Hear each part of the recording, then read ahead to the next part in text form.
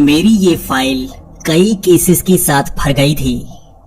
ये बहुत ही अनसुलझे रहस्य थे जिसे मैं सुलझा नहीं पाया, या कहूँ मैं समझ तो पाया लेकिन किसी को बयान नहीं कर सकता और ना ही कोई मेरी बातों पर यकीन करेगा। और आज आपको मैं इसी डायरी का छठा केस बताने वाला हूँ। ये केस मेरा भी दिमाग हिला चुका था। ये एक ऐसा केस था जिसे आज तक मैं जिसको भी बताता हूँ वो मुझ पर यकीन नहीं करता। ये बहुत साल पहले की बात है। ये केस मेरे पास तब आया जब एक बड़ी बिल्डिंग में 4 लोग मरे हुए पाए गए। मुझे वहां पर पहुंचना था। मुझे फोन पर सिर्फ इतना ही बताया गया था कि 4 लड़के उस बिल्डिंग में मारे गए हैं। इसके सिवा मुझे और कोई जानकारी नहीं दी गई थी। जब मैं उस जगह पर पहुंचा तो वहां पर उस बिल्डिंग को बंद रखा गया था। मैं उन कुछ पहले लोगों में से था जो उस बिल्डिंग के अंदर गया था। ये बिल्डिंग लगभग 2 से 3 सालों तक बंद थी और ये 3 फ्लोर वाली बिल्डिंग थी जिस पर दरवाजे नहीं लगाए गए थे, लेकिन बाहर गेट जरूर लगा हुआ था। मैं जैसे ही पुलिस वालों के पास पहुंचा तो उनके होश जैसे फाख्ता हो चुके थे। मैं उनके चेहरे देख रहा था।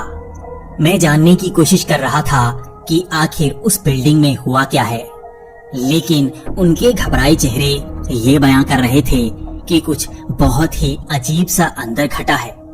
या ये कोई सीरियल किलर का काम है या वो चारों आपस में लड़के मरे होंगे। किसी के पास इसका कोई जवाब नहीं था, लेकिन मुझे तो जानना था आखिर यहाँ पर हुआ क्या है। मुझे ये बताया गया कि यहाँ पर कुल 10 कमरे हैं जो इन 3 मंजिला इमारत में अलग अलग जगह पर बने हुए हैं। ये एक लंबी और छोटी सी बिल्डिंग थी जो 3 मंजिला थी और यहाँ पर बहुत ही कम घर थे। यहाँ पर कुल मिलाकर 10 कमरे थे और ये 4 लाशें इन्हीं 10 कमरों में से निकली थी। मुझे अब अंदर जाकर यह देखना था कि आखिर कहाँ कहाँ पर कौन कौन मरा है और उनको मारने का तरीका क्या होगा।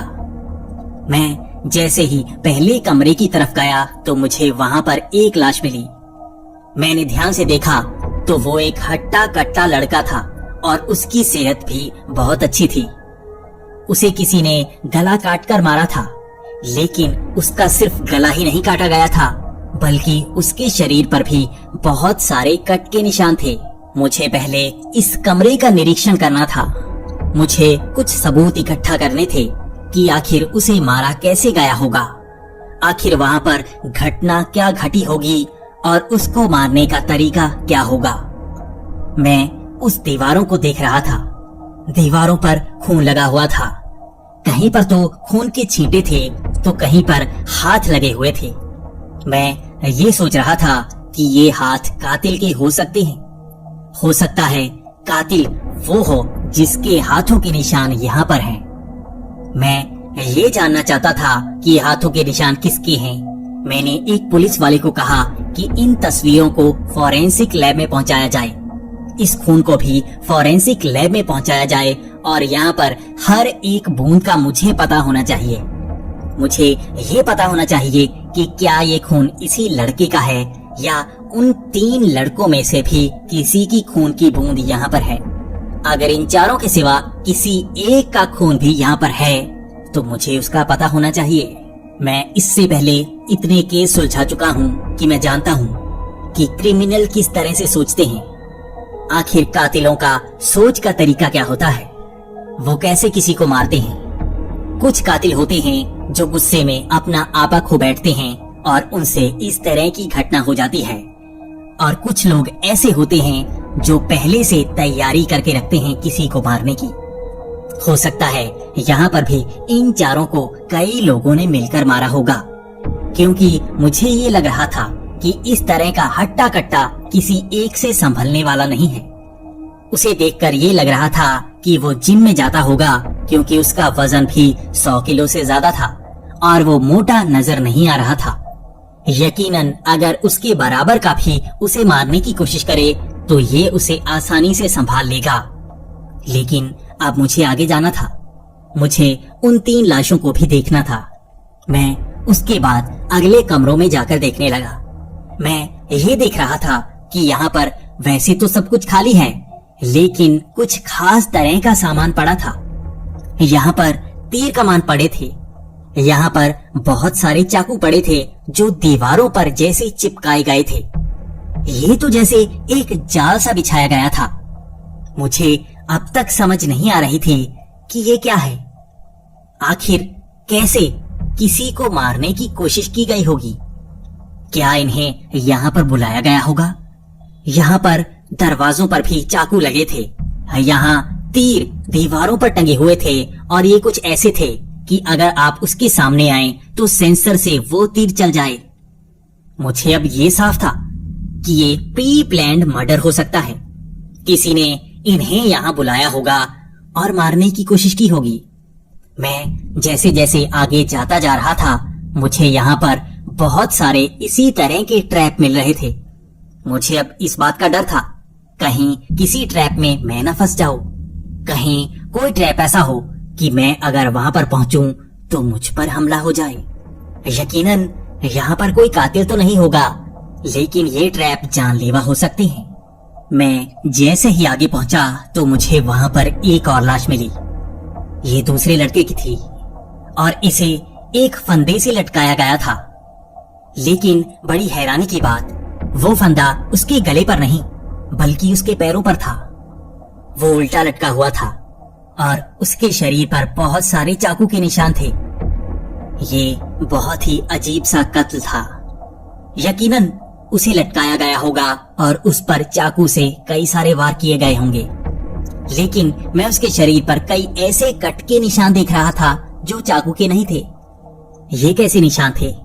ये ऐसा लग रहा था जैसे कोई तेज धार हथियार उसके शरीर के बीच में घुसाया गया हो। ये कोई पेचकस हो सकता है, ये कोई नुकीली सी चीज हो सकती है, लेकिन ऐसे निशान उसके शरीर पर बहुत ज्यादा थे। इस तरह के केस मैं पहले भी सुलझा चुका हूँ। यहाँ पर बहुत ही बड़े स्तर पर सोचना पड़ता है।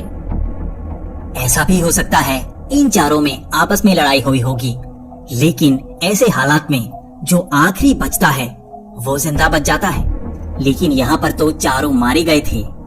ये थोड़ा सा अजीब था, मेरे लिए थोड़ा सा अलग था, लेकिन हर तरह से सोचने पर मुझे अब ये भी दिमाग में आ रहा था कि क्या ये कोई पारलौकिक शक्ति हो सकती है।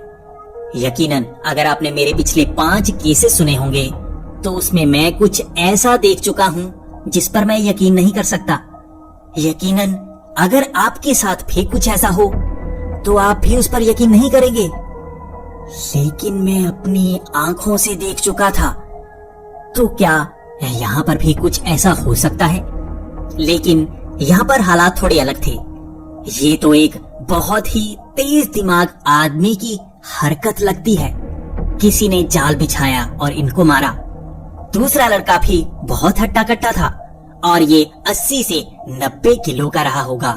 इसके शरीर पर बहुत सारे कट के निशान थे और ध्यान से देखने पर मुझे ये पता लगा कि इसके गले पर भी निशान है। इसका गला भी किसी कपड़े या किसी रस्सी से घोंटा गया था और ये इतनी जोर से घोंटा गया था, यकीनन ये इसी से मरा होगा। लेकिन इन 2 लोगों को किसी एक ने भी मारा हो सकता है और कई लोगों ने मिलकर भी। यहाँ पर भी चारों तरफ कमरे पर खून ही खून लगा हुआ था। चारों तरफ निशान ही निशान थे और कहीं हाथों के निशान तो कहीं पैरों के निशान, कहीं पर तो बूट के निशान भी थे।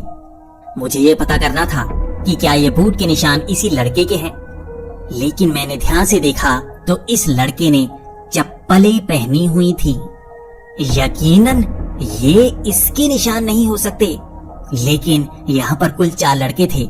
इन चारों में से भी किसी के बूट के निशान ये हो सकते हैं या ये कातिल के निशान हो सकते हैं। चलो ये तो बाद में सोचेंगे, अभी मुझे आगे जाके देखना था कि आखिर वो 2 लड़के कैसे मारे गए हैं। मैं आगे गया और वहां पर कई तरह के ट्रैप लगे थे। ये मेरे लिए भी डरावनी बात थी, इतने सारे ट्रैप। किसी ने पूरा प्लान किया था इन सबको मारने का। किसी ने पूरी तैयारी करके रखी थी कि अंदर ये आए सही, बाहर बच के नहीं जाएंगे।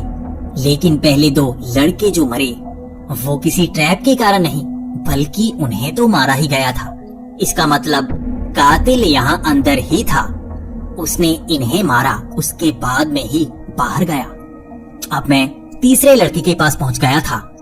ये लड़का दुबला पतला सा था और इसके शरीर पर कट के कोई निशान नहीं थे, लेकिन इसके शरीर पर बहुत सारे नीले निशान पड़े थे।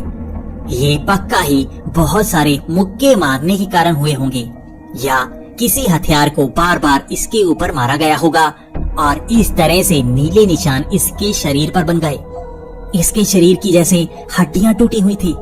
इसे पीट पीट कर मारा गया होगा। इसके शरीर पर एक भी कट का निशान नहीं था, लेकिन इस कमरे में भी खून के कई निशान। इसके शरीर पर भी खून के कई निशान। ये खून इसका नहीं था। ये खून उन लड़कों का हो सकता है या कातिल का हो सकता है। यहाँ पर तो बहुत सारे सबूत हैं और मुझे इसे सुलझाना ही है। इसके बाद मैं चौथे लड़के के पास गया और वो भी बहुत ही हट्टा कट्टा था और वो जमीन पर लेटा हुआ था। उसके शरीर पर भी बहुत सारे कट के निशान थे और उसके शरीर पर छोटे छोटे निशान भी थे। ये तो जैसे छोटी छोटी सुई चुभ हो गई हूँ। उसके शरीर पर ऐसे बहुत सारे निशान थे और आसपास बहुत सारा खून पड़ा था। इसके शरीर पर नीले निशान भी थे और कट के निशान भी। इसके शरीर को बांधने के निशान भी थे। ये तो सबसे अजीब सी लाश थी। इसको जैसे पीटा भी गया हो और काटा भी गया हो। इसके साथ बहुत ही दरिंदगी हुई होगी। यहाँ पर जो भी कातिल होगा वो बहुत ही खतरनाक लगता है। अब मुझे पूरी तहकीकात करनी थी और जानना था यहाँ पर पुलिस को क्या मिला है और वो किस कंक्लूजन तक पहुंचे हैं। आखिर यहाँ पर उनके हिसाब से क्या हुआ होगा और इसी के साथ मुझे भी रिक्रिएट करना है इस पूरे सीन को। आखिर यहाँ पर हुआ क्या होगा। मैं एक पुलिस वाले के पास पहुंचा और उस पुलिस वाले ने अपना कंक्लूजन बताना शुरू किया। पुलिस वाले पिछले 3 घंटे से यहाँ पर हर तरफ तलाशी ले रहे थे। वो हर जगह देख चुके थे और वो इसी नतीजे पर पहुंचे थे कि यहाँ पर ताला बाहर से लगा था। यकीनन कातिल यहाँ अंदर आया। उसने इन सबको मारा और बाहर से ताला लगाकर चला गया। ये कातिल भी हो सकता है या ये इसी के अंदर फंस गए होंगे या किसी तरह का कुछ भी हो सकता है। मैं ये जानना चाहता था कि यहाँ पर क्या इसके अंदर कोई कैमरा लगा है। मुझे हर तरह की रिपोर्ट चाहिए थी और कई दिनों बाद सारी रिपोर्ट्स मेरे हाथों में थी। यहाँ पर इन लोगों का कत्ल रात के 9 बजे हुआ था। सबका कत्ल 9 बजे से 10 बजे के बीच में हुआ। यकीनन कातिल जो भी रहा होगा 9 बजे से 10 बजे के बीच यहीं पर होगा। वो एक भी हो सकता है और कई सारे भी। यहाँ पर मुझे कैमरे की रिकॉर्डिंग चाहिए थी और मुझे पता लगा कि ये बिल्डिंग अभी पूरी नहीं हुई थी और ये बंद हो गई थी। इसे चारों तरफ से बंद रखा गया है। ना कोई किसी तरफ से अंदर आ सकता है, ना ही बाहर जा सकता है। एक ही दरवाजा, बाहर का गेट। ये बहुत ही मोटा गेट है और यहाँ पर आसपास और कोई बिल्डिंग नहीं है। यकीनन ये अंदर चिल्लाने की कोशिश कर रहे होंगे। कोई भी यहाँ पर आ नहीं रहा होगा क्योंकि किसी तक आवाज पहुँचती ही नहीं। ये बिल्डिंग बहुत ही दूर है, इसी कारण शायद इसे पूरा नहीं किया गया होगा। लेकिन अब मुझे एक बात का पता तो करना था, आखिर यहाँ पर आया कौन। इन चारों के सिवा यहाँ कौन आया। मुझे रिकॉर्डिंग चाहिए तो थी, कहीं आसपास, कहीं रोड की, कहीं से तो मुझे कोई रिकॉर्डिंग मिल जाए। और हुआ भी कुछ ऐसा ही। मुझे रिकॉर्डिंग मिली सामने की सड़क की और ये बिल्कुल सही जगह की रिकॉर्डिंग है। अगर कोई इस तरफ मुड़ा तो इस रिकॉर्डिंग में जरूर आया होगा। यकीनन वो आगे रोड में भी जा सकता है, लेकिन आगे ज्यादा कुछ नहीं है। एक तालाब है और वो भी गंदगी से भरा। वहां पर तो कोई नहीं जाता होगा। और मुझे रिकॉर्डिंग देखनी थी, यहाँ दिन भर में कितने लोग आते हैं। मैं ये जानने की कोशिश कर रहा था कि आखिर यहाँ पर कौन कौन आया, और जितने भी लोग आए मुझे उन सब से पूछना तो था। उनसे पूछताछ करनी थी, तभी तो मुझे कुछ पता लग पाता। उस 1 से 2 दिन की पूरी रिकॉर्डिंग देखी गई और माजरा बहुत ही साफ हो गया। इस तरफ सिर्फ 5 लोग आए थे, 4 ये लड़के और 1 और आदमी। अब मेरी आंखों में चमक थी। मुझे पता लग गया था 5वां ही कातिल हो सकता है। यकीनन ही वो बहुत तगड़ा रहा होगा। इन 4 को मारने वाला कोई तगड़ा ही हो सकता है। मैंने ध्यान से देखा तो उसके हाथ में एक छड़ी थी। ये किसी भी तरह की छड़ी हो सकती है। ये कोई हथियार भी तो हो सकता है। उसी के साथ हाथ में एक लिफाफा। अब मेरे लिए साफ था, ना इससे पहले कोई और आया, ना इसके बाद कोई और आया। यकीनन दीवारें फांद कर तो वहां पर कोई ना कोई पहुंच सकता है, लेकिन यहाँ पर कैमरे में तो 5 ही लोग आए हैं, तो यकीनन ये 5वां ही कातिल हो सकता है। थोड़ा जोर लगाएंगे, खुद ही मान जाएगा। मानेगा कैसे नहीं, इस पर पूरा शक है। यही उनसे पहले यहाँ पर आया है, और मैंने कई दिन पुरानी और भी कई रिकॉर्डिंग्स देखी तो मुझे पता लगा ये आदमी 2-3 बार यहाँ पर आकर गया है। 1 हफ्ते में 2-3 बार पहले से। यकीनन यही रहा होगा कातिल, और इसने यहीं पर बिछाए होंगे इस तरह के ये हथियार। मुझे उसे पकड़ना है, मुझे उससे पूछताछ करनी है, और मैंने पुलिस को ऑर्डर दे दिए कि इसे पकड़ कर लाओ। और भी आगे कई कैमरे हैं, यकीनन किसी न किसी में इसका चेहरा भी आया होगा, और जहाँ से भी ये आया है वहाँ पर उसे पकड़कर लाना ही है। रास्ते में कई जगह बहुत सारे कैमरे हैं, बचना तो ये नहीं चाहिए। मुझे ये शाम को ही चाहिए। इस तरह मैं शाम का इंतजार करने लगा, और मुझे दोपहर को ही पुलिस की कॉल आ गई। उन्होंने उसे पकड़ लिया था, उससे पूछताछ की जा रही थी, और मैंने पुलिस को कहा कि थोड़े थप्पड़ लगाओ उसको, बताएगा कैसे नहीं, यही लगता है। तो पुलिस भी ये कह रही थी कि आपको यहाँ पर आकर पता लगेगा, हम उसे हाथ नहीं लगा सकते। मैं गाड़ी में पुलिस स्टेशन जाते हुए यही सोच रहा था, यकीनन ये बहुत बड़ा आदमी लगता है, यकीनन ये किसी मंत्री का खास लगता है या कोई और सरकारी अफसर। इसे पुलिस हाथ लगाने से ऐसे डर क्यों रही है? आखिर इसे अगर 2-3 थप्पड़ लगाकर वो पूछ भी लेंगे तो क्या हो जाएगा? क्या ये बहुत बड़ा आदमी है, या इन सबको उस पर तरस आ रहा है? तरस नहीं होना चाहिए, ऐसे ही होते हैं चालाक कातिल। यही सोचते हुए मैं पुलिस स्टेशन पहुंच गया, और वो पुलिस वाले जैसे मेरा ही इंतजार कर रहे थे। मुझे अब उस कमरे में जाकर उससे पूछताछ करनी थी। मैं गुस्से से लाल था। ऐसे कातिल को मैं जानता हूँ, ये बहुत ही चालाक होते हैं, और मुझे उससे सख्ती से पूछताछ करनी थी। लेकिन मैं जैसे ही कमरे में पहुंचा तो मुझे थोड़ा सा अजीब लगा। उसने काले रंग का चश्मा पहना हुआ था। मैं उसके सामने बैठ गया, और पुलिस वाले ने मेरे कान में बताया, ये तो अंधा है, ये देख नहीं सकता। पिछले 20 से 25 सालों से इसकी आंखों की रोशनी गई हुई है। ये मेरे लिए और भी उलझन भरा था। अगर ये अंधा है तो वैसे 4 हट्टे कट्टे लड़कों को कैसे मार सकता है? या ये झूठ बोल रहा है? ये अंधा नहीं होगा, अंधा बनने का नाटक कर रहा होगा। मैं गुस्से से उठा और उसकी आंखों से चश्मा उतार दिया। मैं उसका टेस्ट लेना चाहता था, लेकिन जैसे ही मैंने उसका चश्मा उतारा, मेरे सामने वो आंखें बहुत ही अजीब थी। वो आंखें थी ही नहीं। वो आदमी आर्मी में रह चुका था, और आर्मी में जलने के कारण शायद उसकी आंखें खराब हो गई थी, और उन आंखों को निकाला गया था। ये कोई चालबाजी नहीं हो सकती, वो तो सच में अंधा था। मैं कुर्सी पर बैठ गया और सर खुजाने लगा। ये केस मैं सोच रहा था सुलझ गया, लेकिन ये तो और ज्यादा उलझ गया। ये अंधा उन 4 लड़कों को कैसे मार सकता है? वहां पर सिर्फ वो ट्रैप से ही नहीं मारा गया था, बल्कि खुद कातिल ने उनको मारा है। ये तो बहुत ज्यादा अजीब केस आ गया है। मुझे दोबारा वो रिकॉर्डिंग चेक करनी पड़ेगी। यकीनन इसके सिवा भी वहां पर कोई ना कोई तो आया होगा। अब मुझे इससे पूछताछ करनी थी। आखिर ये वहां पर गया क्यों? ये कुछ तो जानता होगा, या ये कातिल को कुछ ना कुछ तो बताता होगा।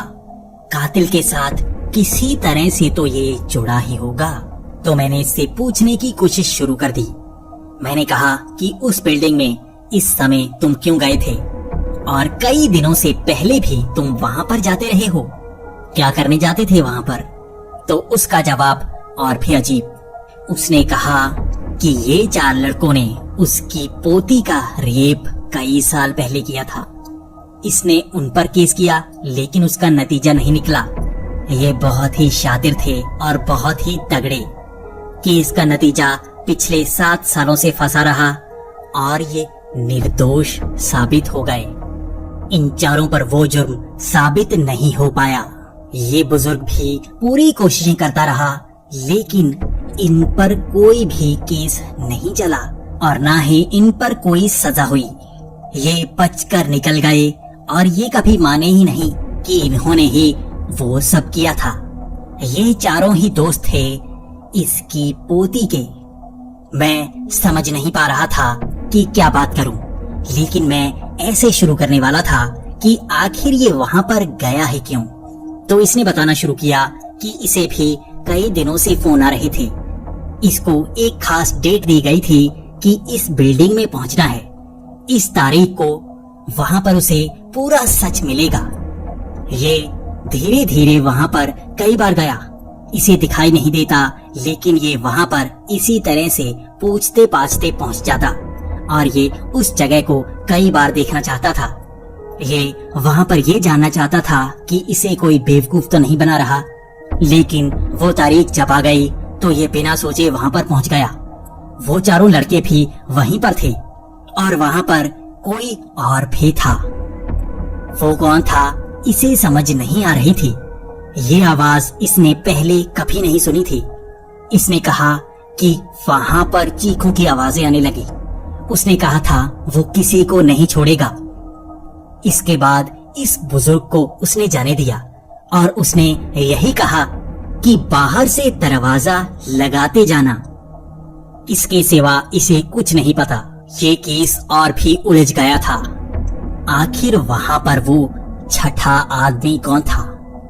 वो 6ठा जो बहुत तगड़ा रहा होगा और उसने इन 4 को मारा, लेकिन इस बुजुर्ग को छोड़ दिया। यकीनन उस रेप से उसका भी कोई ना कोई नाता रहा होगा। मैंने इस बुजुर्ग के केस में पूरी तफ्तीश करने की कोशिश की। आखिर किसने उस लड़की का रेप किया होगा? मेरा भी पूरा शक इन 4 लड़कों पर ही जा रहा था और मुझे कोई भी ऐसा आदमी नहीं मिला जो उस केस के साथ थोड़ा भी जुड़ा हो या उस लड़की को कोई और जानता भी हो। वही होगा जिसने इन 4 को मारा होगा, लेकिन वो कोई नहीं था। कोई हो ही नहीं सकता। ऐसा कोई इस केस से जुड़ा ही नहीं था। अब केस बहुत ज्यादा कॉम्प्लिकेटेड हो गया था और मैं ये साबित नहीं कर पा रहा था कि आखिर इन 4 को किसने मारा। जिसने भी मारा उसने इन्हें यहाँ पर बुलाकर इनका कत्ल किया और इस बुजुर्ग को छोड़ दिया। प्लानिंग पूरी थी। इनको मारने का तरीका भी बहुत सही, किसी को शक भी नहीं हुआ और वो आवाज भी इस बुजुर्ग ने ही सुनी थी। आंखें इसकी है नहीं तो देख ही सका नहीं। अब सिर्फ आस मुझे वहां पर खून के निशानों की थी। वो जूतों के निशान, शायद वो कुछ कर सके। लेकिन जब मेरे सामने रिपोर्ट आई तो मुझे बस इतना ही पता चला कि वो जूतों के निशान इस अंधे आदमी के थे। ये अंधा बुजुर्ग यकीनन अलग अलग कमरों में भागा होगा। शायद इसे कुछ समझ नहीं आई होगी तो ये इधर उधर चला होगा, तभी इसके जूतों के निशान वहां पर छप गए। उन 4 और इस पांचवे के सिवा वहां पर किसी और के निशान नहीं थे। ये बहुत तगड़ा केस था जिसे मैं सुलझा नहीं पाया। मैं कई दिनों तक सोचता रहा, समझता रहा वहां पर वो छठा आदमी कौन रहा होगा। मैं जान ही नहीं पाया। सब कुछ कर लिया, वहां पर 5 के निशान ही थे, वहां पर 5 ही होने चाहिए। कोई तो सबूत, कोई छोटा सा सबूत भी मिल जाए कि छठा कौन हो सकता है। ना रिकॉर्डिंग, ना खून के निशान, ना ही कोई सबूत और ना ही कोई अलग तरीका। आखिर वो कौन हो सकता है? ये वो केस था जिसे मैं सुलझा नहीं पाया और इस केस को कई दिनों की तफ्तीश के बाद बंद कर दिया गया। उसके बाद मैं दोबारा गया उस बुजुर्ग से मिलने। मैं उसे बताना चाहता था कि मेरा शक भी इन चारों पर ही है। ये 4 ही रहे होंगे जिन्होंने उस बुजुर्ग की पोती का रेप किया होगा। मैं बस उसे यही तसल्ली देना चाहता था कि देखो, भगवान जो भी करता है सही करता है। इन चारों ने आपकी पोती का रेप किया होगा और कत्ल किया होगा, तो देखो किसी न किसी तरह से इनका भी कत्ल हो गया। भगवान ने बराबरी कर दी। मैं उससे मिलने जा रहा था और उसने मुझे शूटिंग रेंज में बुलाया था। मुझे नहीं पता उसने वहां पर क्यों बुलाया था, लेकिन जब मैं वहां पहुंचा तो उसने अपने बारे में बताना शुरू कर दिया। वो शूटिंग रेंज के एक तरफ बैठा था। मैं बस उसको यही कह रहा था कि मैं इस केस को सुलझा नहीं पाया। मैं समझ नहीं पाया कि वो कौन हो सकता है। और वो बुजुर्ग वहां पर बैठा मुस्कुरा रहा था। उसके हाथ में डार्ट था। वो डार्ट बोर्ड पर निशाना लगाने की कोशिश कर रहा था और वो मेरे सामने वहां पर फेंक रहा था और निशाना हर बार गलत ही लग रहा था। मैंने उससे और पूछने की कोशिश की, आखिर वो कौन था, उसकी आंखें खराब कैसे हुई। तो उसने बताना शुरू किया कि वो एक शार्प शूटर था और एक जंग में उसकी आंखों के पास आग बहुत तेजी से लगी और उसकी आंखों में कुछ ना कुछ चला गया। उसकी दोनों आंखें खराब हो गई। वो अंधा हो गया था, लेकिन उसने अपनी ट्रेनिंग नहीं छोड़ी। वो आज भी अगर उसकी आंखें सही हों तो वो लगभग 5 से 6 लोगों को एक साथ संभाल सकता है, लेकिन वो देख नहीं सकता। मैं भी हंस रहा था। उसका शरीर तगड़ा था, भले ही उसकी उम्र 70 साल की हो, लेकिन वो बहुत तगड़ा था और अगर मैं उससे लड़ता और उसकी आंखें हों तो मैं जीत नहीं सकता। मैं भी सोच रहा था कि अगर उसकी आंखें ठीक होती तो इसके सिवा मुझे किसी और पर शक हो ही नहीं सकता। एक आर्मी ट्रेंड जो बड़े ही आराम से उन 4 तगड़े लौंडों को संभाल सकता है, सिर्फ उसकी आंखें ही नहीं थी। तभी उसने कहा, तुम्हें पता है हमें आर्मी में किस तरह की ट्रेनिंग दी जाती है? क्या मेरी आंखें ठीक भी थी? हमारी आंखों पर पट्टी बांधी जाती है। हमारे कान इतने तेज होते हैं कि हम सुनकर बिल्कुल वहीं पर निशाना लगा सकते हैं। उसके हाथ में बंदूक थी। वो शूटिंग रेंज में खड़ा, बिल्कुल सामने। वहां पर कोई बोर्ड नहीं लगा था, वहां पर घुंघरू लगे थे और दूर से घुंघरुओं को हिलाया जा रहा था। और उसने कहा, देखना चाहते हो? सिर्फ ये आवाज। उसने बिल्कुल सही निशाना लगा दिया। लगभग 50 मीटर दूर घुंघरुओं पर एक अंधा आदमी निशाना लगा सकता है। मेरी आंखें चमक गई थी। मैं उससे पूछना चाहता था कि उस रात वहां हुआ क्या। तो उसने सिर्फ इशारों में कहा, अगर बहुत अंधेरा हो, बहुत ज्यादा कोई देख ना सके, तो कोई फर्क नहीं पड़ता कि 4 की आंखें हैं और एक अंधा है। वो 5 के 5 अंधे ही हैं। अंधेरे में हर कोई अंधा ही तो होता है। यकीनन उस बिल्डिंग में भी बहुत अंधेरा था। अगर वो नई बिल्डिंग थी तो लाइट तो थी नहीं वहां। तो अंधेरे में हम 5 अंधे थे और उन 4 को कैसे मारा गया मैं नहीं बता सकता। तुम्हें तो पता है केस बंद हो चुका है। बाकी तुम सोच सकते हो।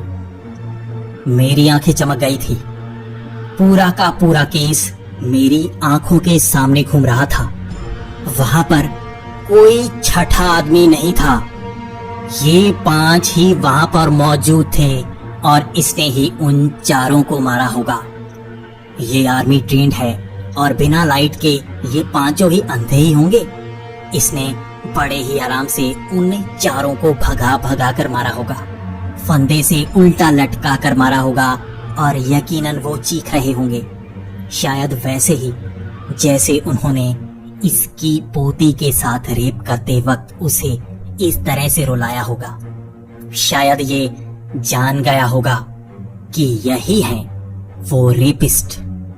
मैं वहां से बाहर जाना चाहता था। मेरे चेहरे पर मुस्कान थी, लेकिन मैं कर कुछ नहीं सकता था।